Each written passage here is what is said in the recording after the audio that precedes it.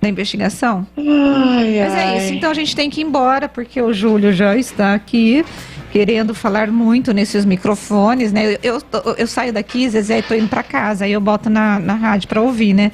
Então agora eu estou sabendo tudo de Ponte Preta e Guarani. Olha só. Por conta deles. Olha, tá, vocês estão sendo meus professores. Olha só, hein? que satisfação. Um abraço para você, Rose, para Zezé. E vocês falavam de Djokovic, a gente vai falar de Djokovic hoje também, né? Uma decisão polêmica. Que polêmico, né? Pois é, Rose, ele pelo menos, mas Júlio, você acha acho que é uma questão ideológica dele? O que ele quer, né?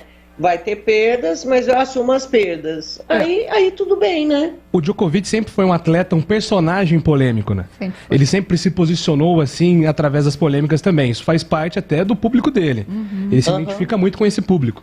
Então, se de repente ele der um passo para trás, ele vai perder um pouco desse personagem, né? Então, ele prefere pensar mais no personagem Djokovic do que no atleta, porque para ele é muito importante, porque ele ainda é o número 1 do ranking. Nossa. Mas os outros vão se aproximar provavelmente, né? E será que ele pode ter, inclusive, perdas financeiras, assim, Sim. com patrocínios? Porque você ser um negacionista é uma coisa muito negativa, né? Sim, as marcas hoje, né, Rose, elas são muito preocupadas com a questão do engajamento, né?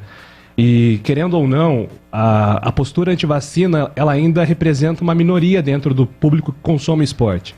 Então, marcas como Adidas, Nike, que são fornecedores e patrocinadores principais desses atletas, elas preferem fugir desse perfil.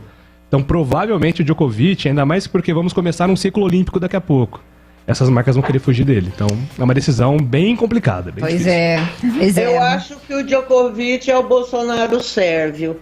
Gente. Bom, vambora. Eu também acho. Zezé, tchau pra vocês, para os ouvintes. Beijo. Até amanhã. Tchau, tchau. Beijo, Júlio. Bom programa. Obrigado, Zezé.